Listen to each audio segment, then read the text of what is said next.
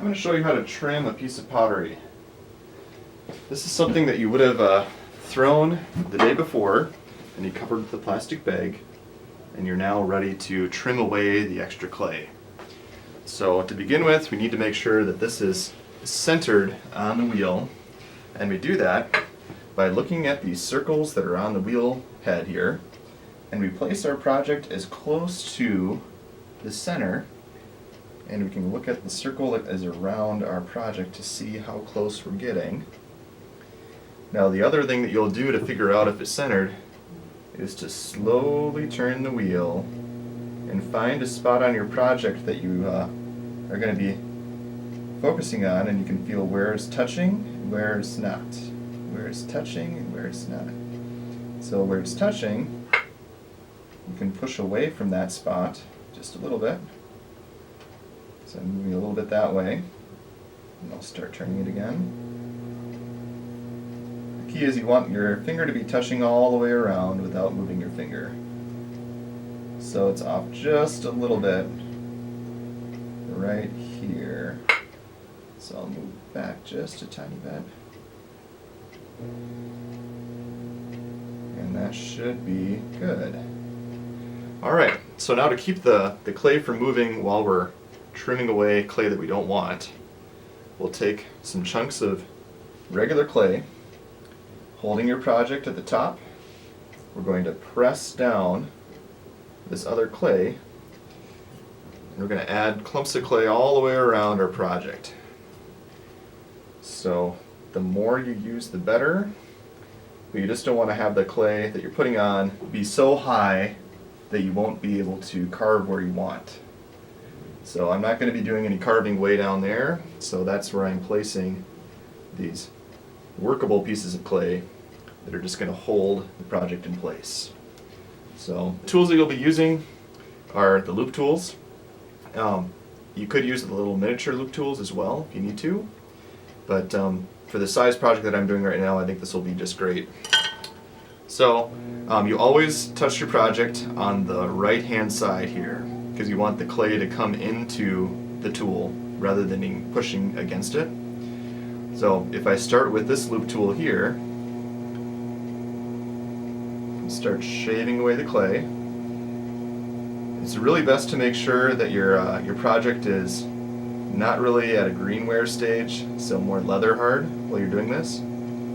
So that way you can really carve away at the clay and have it come off easily. Where you access the clay to carve away is kind of up to you as well. I will normally go on the right hand side here, but the other option would be to have the tool right in front of you, right here, and you could use that to kind of carve away at the clay too. Never access your clay on the left hand side over here or on this side over here either. No, always kind of on the right hand side. So I'm taking off a lot of the thickness of the clay. How you'll know that you've taken enough off is you can kind of feel the clay and tap it to feel if it's thinned out. Sometimes I'll even lightly press against the clay to feel, can I move it just a little bit? Because then I know I'm getting pretty close. The one thing that you risk by going really, really fast is that if it does catch on the tool, it can really fly off quite easily. So I usually suggest kind of going the medium speed like you were when you were pulling your walls. I can carve some of the clay away from the inside, creating a little ridge. So what that'll allow me to do is to glaze the underside of my project except for the very edge of where I'm going to have it touching on the kiln shelf. I'm using my flat edge on my loop tool, but you can use the round edge too if you'd like. If you have clay that kind of gets in the way, you can just stop the wheel and peel it off. And this is where you really want to feel how close you're getting.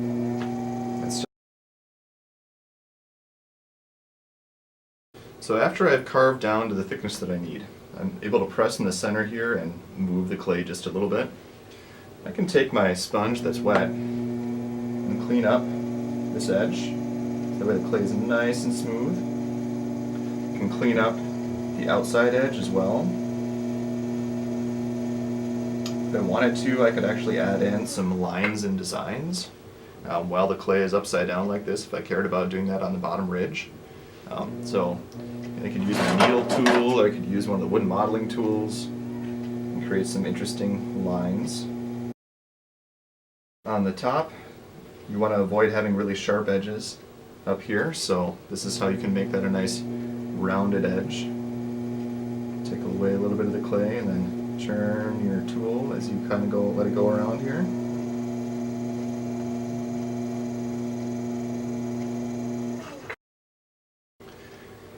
And the last thing I'd have you do is just go back over there with the sponge or the chamois and really smooth out that bottom edge, because you don't want to have it scratch any surfaces after the whole project is done.